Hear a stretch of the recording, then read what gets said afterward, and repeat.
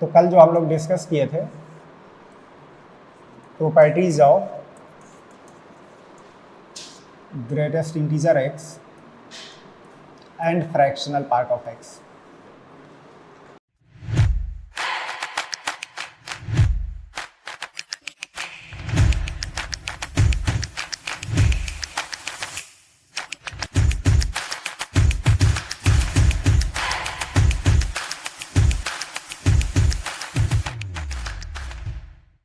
ये बात हुई थी।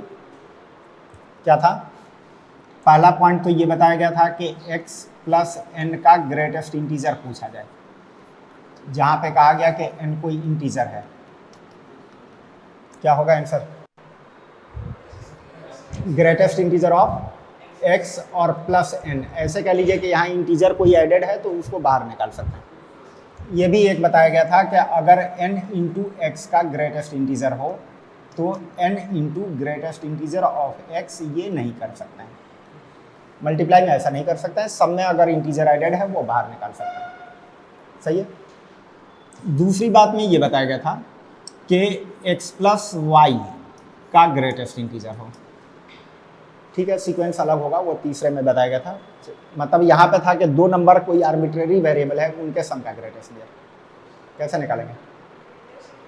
Greatest integer of x plus greatest integer of y, तब कि अगर x का फ्रैक्शनल पार्ट और y का फ्रैक्शनल पार्ट दोनों मिलकर 1 से छोटा हो।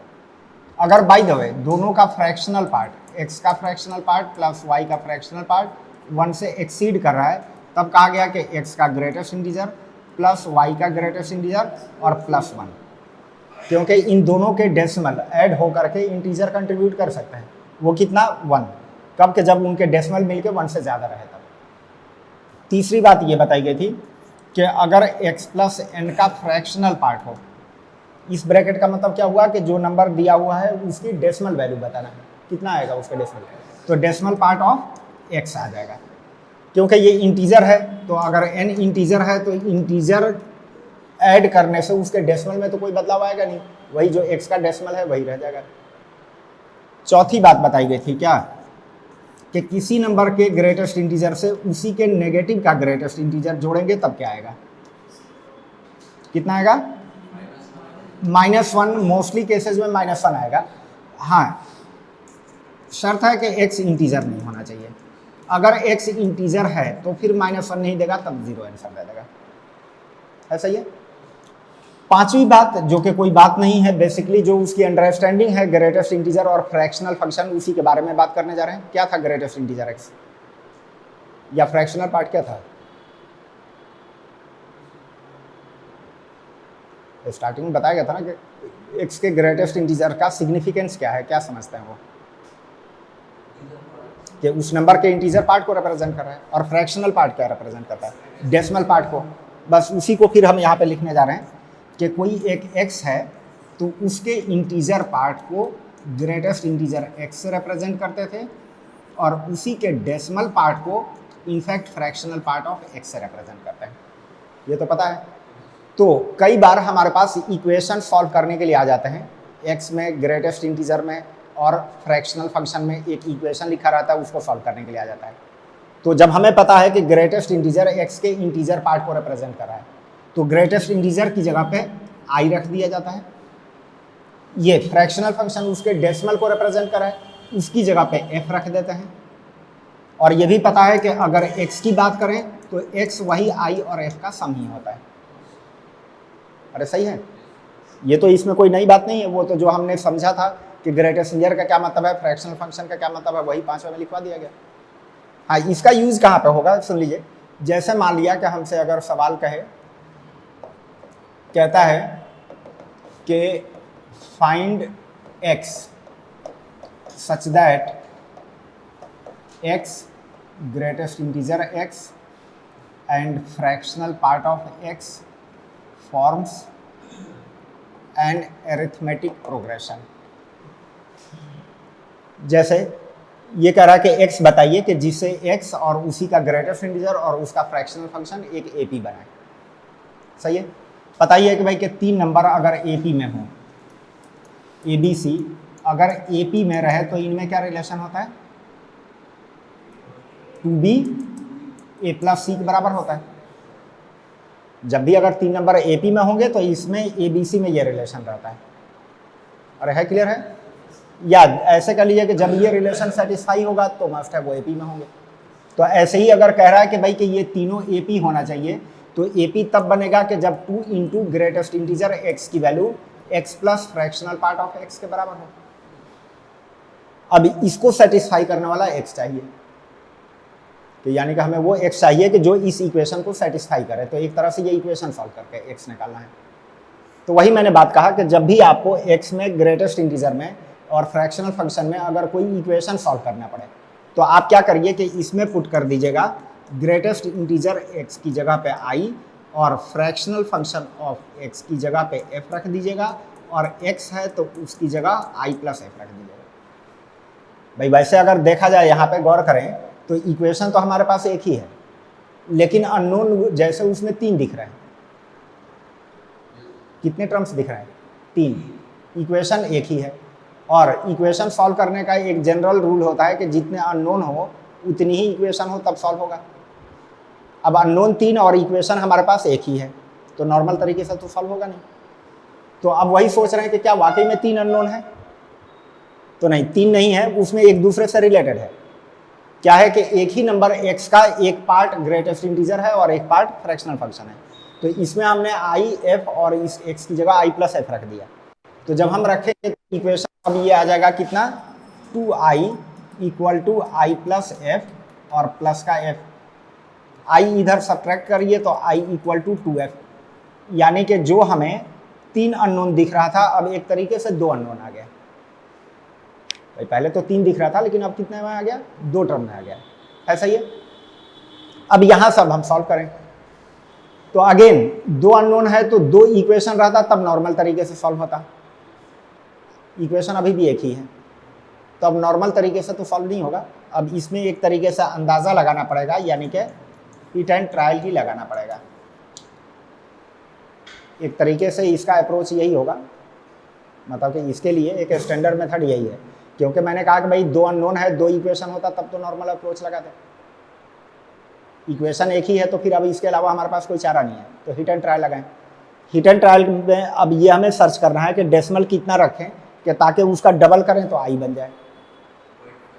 0.5 रख सकते हैं, सही है। तो अब हिट एंड ट्रायल से आपने अंदाज़ा लगाया कि एफ की जगह 0.5 रखें ताकि डबल से इंटीजर 1 आ जाएगा। क्या 0.5 ही एक पॉसिबल है? क्या 2.5? ठीक है भाई, f की जगह 2.5 रख दें तब भी उसका डबल इंटीजर आ जाएगा। तो ऐसा करते हैं, एक सिस्टमेटिक तरीके से चलते हैं। भाई उतना डायरेक्ट जंप क्यों कर गए? f 0 भी तो रख सकते हैं। 0 का फिर डबल करेंगे तो इंटीजर आएगा कि नहीं? नहीं, 0 के बाद नेक्स्ट आपका 0.5 आ जाएगा। फिर 0.5 के अलावा आप कह सकते थे कि 1.5 भी आ जाता, 1 भी आ जाता, जिसका डबल से आपका इंटीजर बन जाएगा। क्लियर है? ठीक है, लेकिन ये भी तो जानकारी है कि f डेसिमल को रिप्रेजेंट करता है, तो वो 1 और उससे ज़्यादा नहीं हो सकता। f तो डेसिमल रिप्रेजेंट कर रहा है, क्या उसकी वैल्यू 2.5 हो सकती है क्या? ये तो पढ़ा था कि f की वैल्यू हमेशा 0 1 के बीच में रहती है, तो इसलिए ये जो वैल्यूज आप लिखे हैं वो तो f पॉसिबल ही नहीं है। हाँ, ये दोनों पॉसिबल है कि ये हो और ये हो सकता है। अरे हाँ, ये ना, इसी तरह f माइनस में भी नहीं हो सकता है। इसके अलावा कुछ हो तो देख लीजिए, सोच लीजिए, और तो कोई नहीं है ना। तो i और f के लिए यही 2 पॉसिबिलिटी है। तो x पूछा गया था, तो x होता है i और f का सम। तो जिस वक्त ये वाला आप लेके चलेंगे तब x की वैल्यू कितना आ जाएगा? 0, और जब ये लेके चलेंगे तब x की वैल्यू कितना आ जाएगा? 1.5। तो इस तरह से 2 इसका आंसर हो गया कि 0 या 1.5 हो, तब जा करके ये तीनों नंबर एपी में आएंगे। है क्लियर है? लिख लीजिए, ठीक है।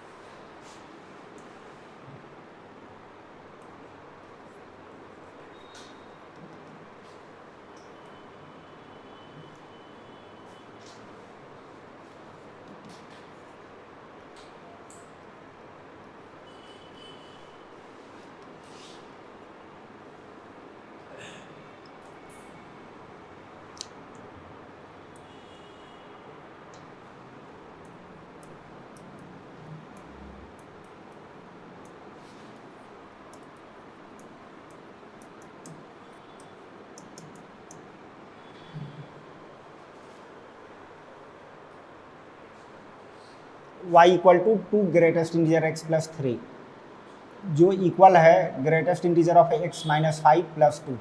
कह रहा है कि find the x plus y का ग्रेटेस्ट इंटीजर।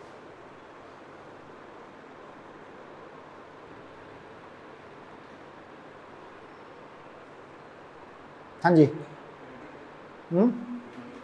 25 आ गया, देखते हैं। 3 आ रहा है, और कोई? 25 आपका भी आ रहा है।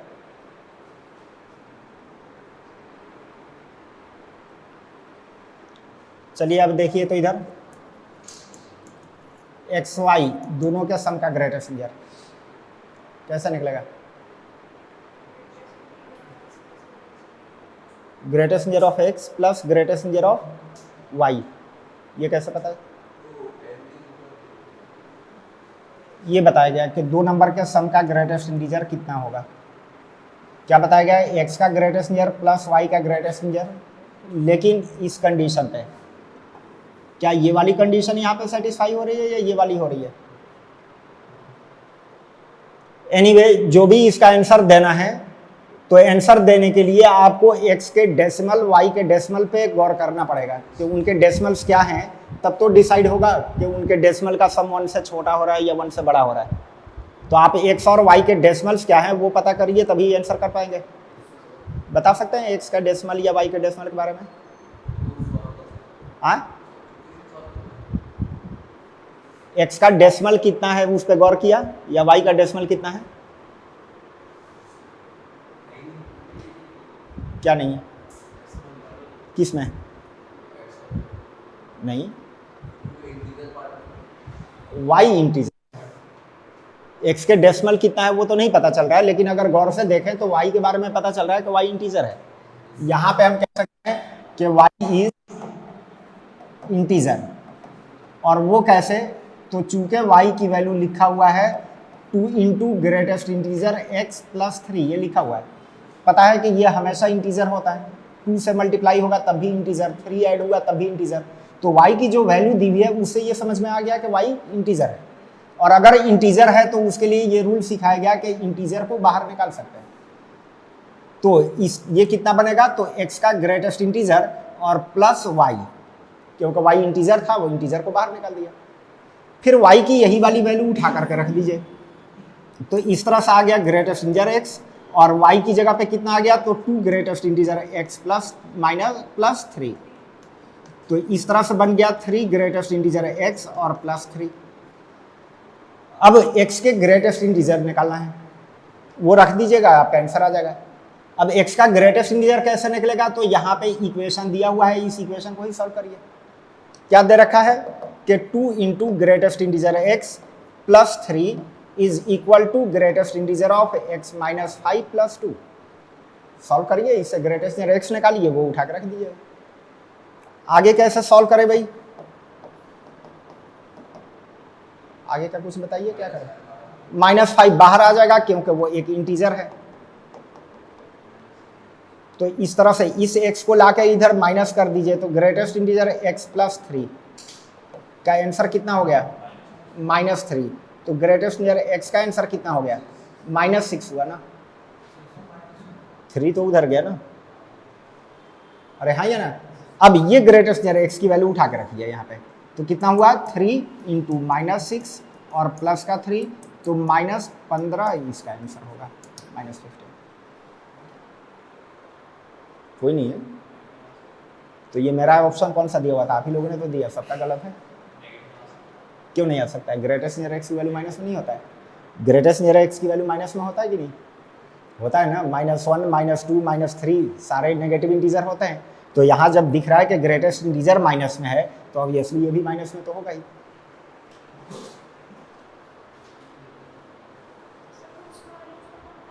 क्या?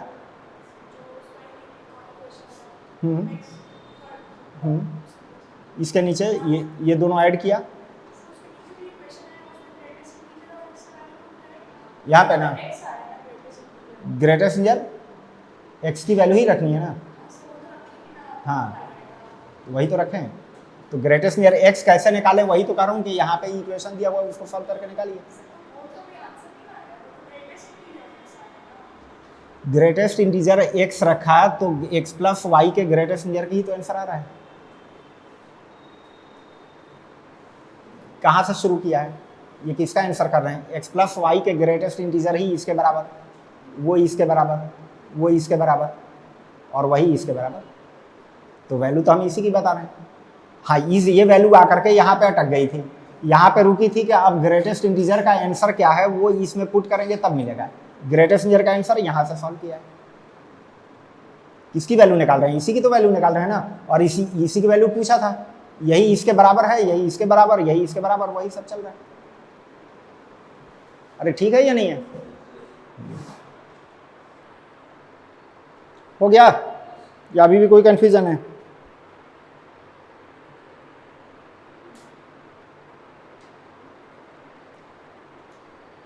ठीक है, आगे बढ़े। ठीक है, नेक्स्ट एक सवाल लिखें।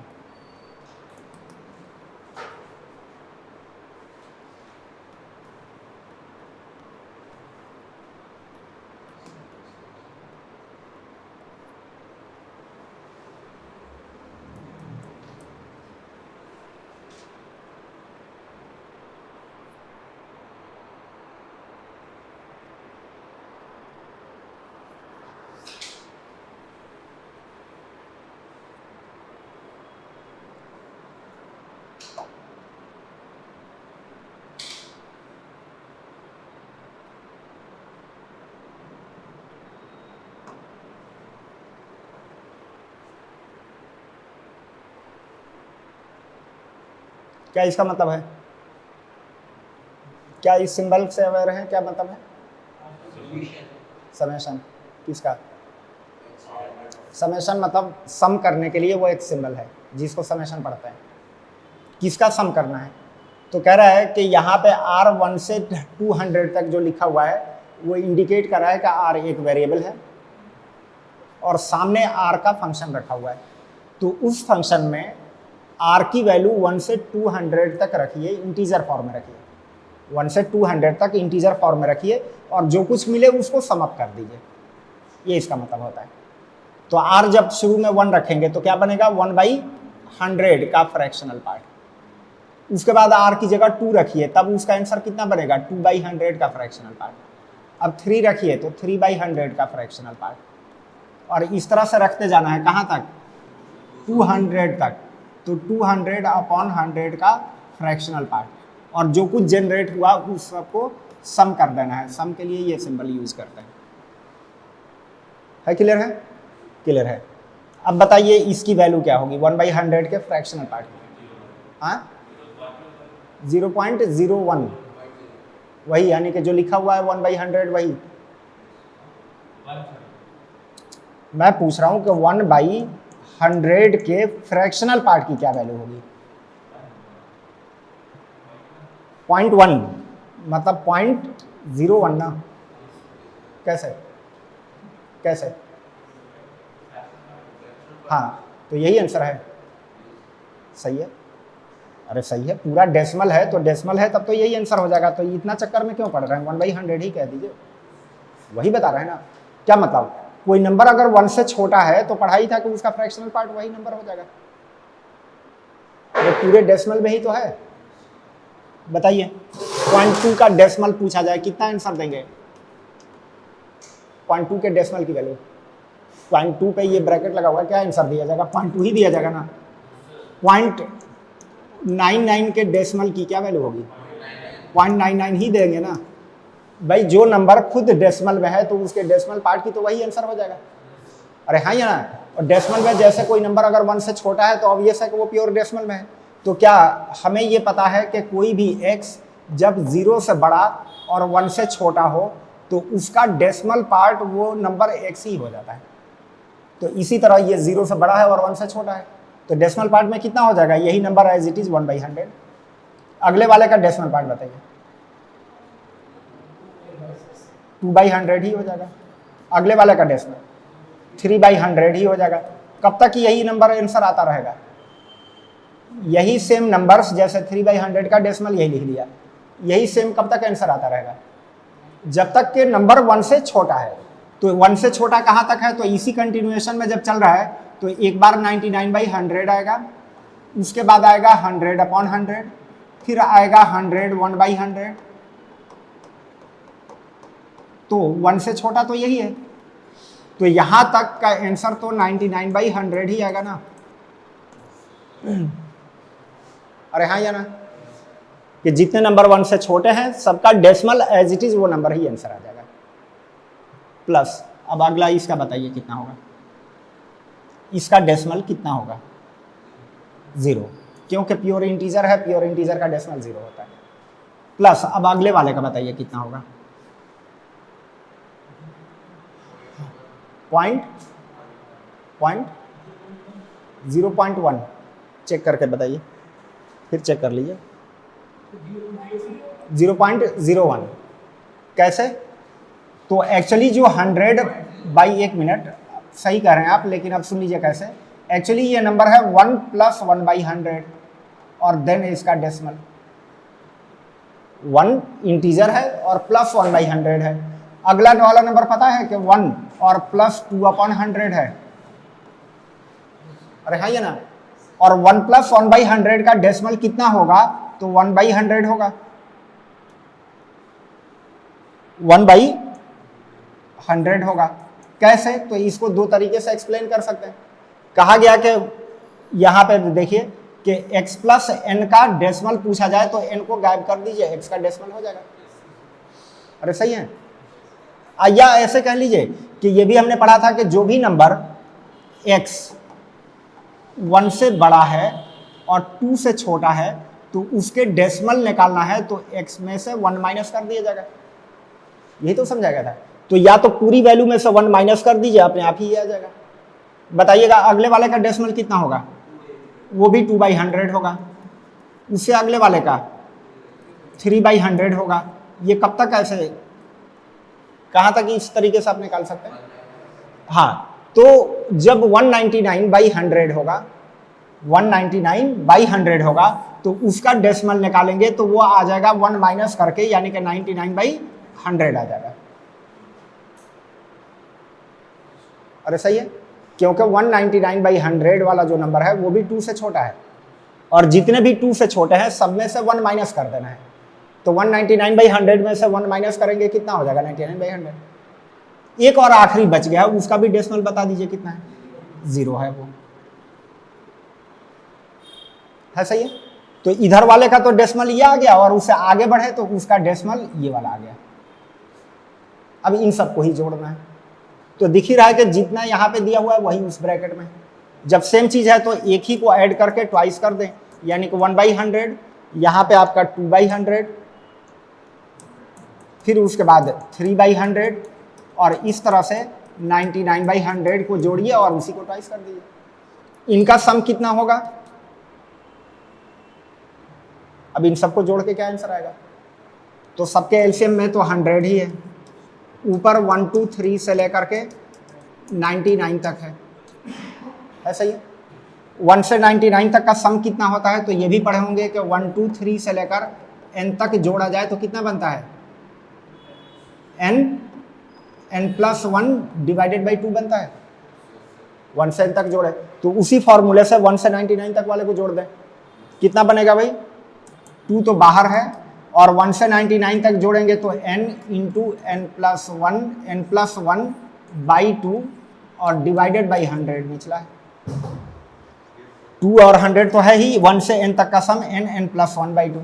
इसमें क्या हुआ कि ये वाले 2 से ये वाला 2 कट गया और बाकी ये 100 से ये 100 कट गया।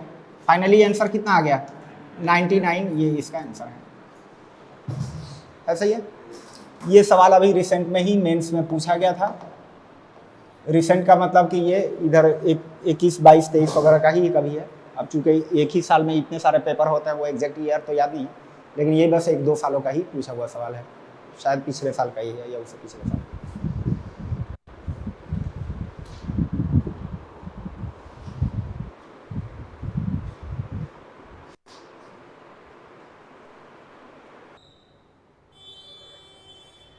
हो गया। ठीक है, एक सवाल और बता दीजिए।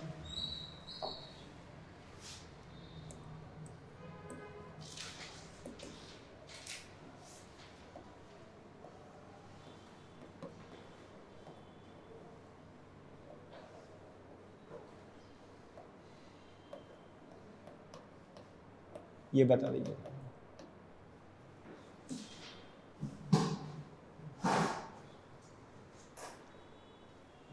r इक्वल टू 1 से 200 तक greatest integer r by 100।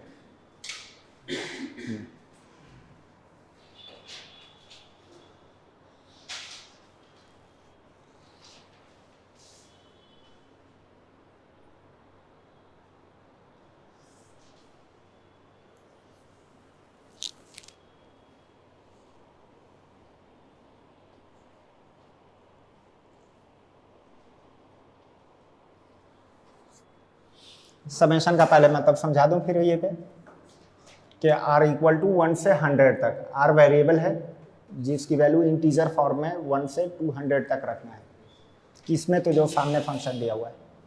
r1 रखेंगे तो बनेगा 1/100 का ग्रेटेस्ट इंटीजर, फिर 2 रखिए तो 2/100 का ग्रेटेस्ट इंटीजर, फिर 3/100 का ग्रेटेस्ट इंटीजर, और इस तरह से 200/100 के ग्रेटेस्ट इंटीजर, और इन सबको सम करना है।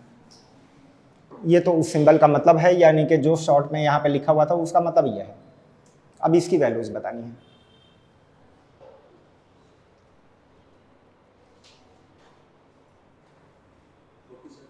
हम्म, 47। कुछ अजीब सा उटपटांग सा नहीं आ रहा है? चलिए कोई बात नहीं, मैं लिख दे रहा हूँ। हाँ, 2 आ रहा है। और बता दीजिए कोई। चलिए कुछ बच गया हो तो और भी बता दे भाई।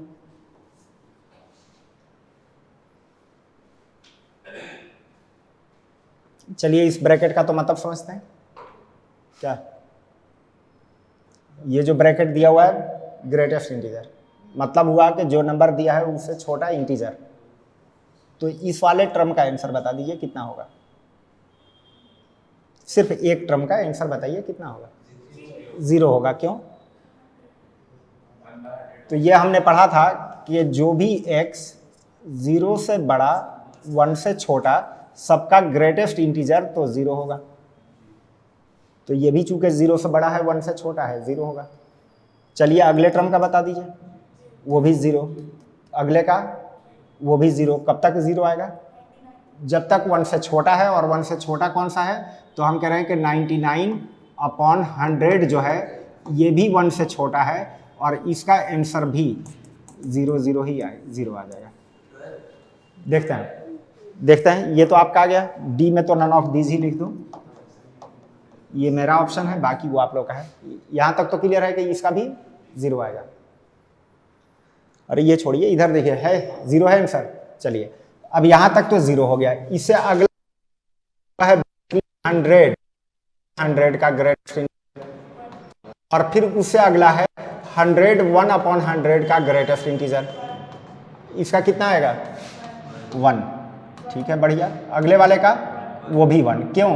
क्या हमने पढ़ा था कि जो भी x 1 से बड़ा और लेकिन 2 से छोटा हो सबका ग्रेटेस्ट इंटीजर 1 आएगा। तो इसका भी 1, ये भी 1, और इस तरह से वो सारे नंबर जो 2 से छोटे हैं सबका 1 ही आएगा। 2 से छोटा वाला कौन सा है? 199/100, ये भी तो 2 से छोटा है। इसका मतलब इसका भी कितना आएगा? 1। अब एक लास्ट में वो बच गया, उसका बता दीजिए कितना आ गया? 2 आ गया। बस अब इन्हीं को जोड़ लेना है। अब जोड़ना ये है, तो अब बताना है कि पहले ये जो 1 आया था वो कितने तादाद में है? 98 है। कैसे पता चला 98? 99 है। चलिए भाई मैं जोड़ना बता दे रहा हूँ। ये नंबर्स कितने हैं? तो 100 से शुरू हुआ है, 100, 102 कंटिन्यूटी में चल रहा है, और कहाँ तक? 199 तक। कितने नंबर्स आए होंगे? तो 199 में से 100 को माइनस करके और 1 ऐड कर दीजिए। क्योंकि जब आप डिफरेंस करते हैं, जैसे आपका 100 से लेकर के 105 तक जाता है, अगर 105 तक जा रहा होगा तो कितने नंबर हुए, तो 105 में से 100 का जब डिफरेंस करेंगे तो वो बताएगा कि उसके आगे कितने नंबर है। लेकिन आप काउंट तो उस वाले को भी कर रहे हैं, फर्स्ट वाले को भी।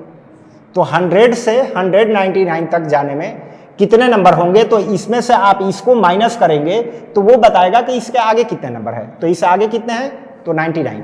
चूंकि काउंट इसको भी कर रहे हैं तो 1। तो इस तरफ से ये कितने हैं तादाद में, 100 हैं तादाद में। अरे हाँ या ना, जोड़ के देख लीजिए। 100 से लेकर के 104 तक जाइए, 100 से 104 तक, 100, 101, 102, 103, 104 कितने हुए। तो मैंने बताया कि 104 में से जब 100 को माइनस करेंगे तो वो ये बताएगा कि इसके आगे 4 नंबर है। लेकिन आप काउंट तो इसको भी कर रहे हैं, तो उसके बदले एक ऐड कर दिया। तो 100 नंबर टाइम्स 1 आया तो उससे वैल्यू हो गई 100, और 2 वो मिल करके 102। एक्चुअली मेरा वाला आंसर ही सही हुआ, ठीक है। तो 102 इसका आंसर है।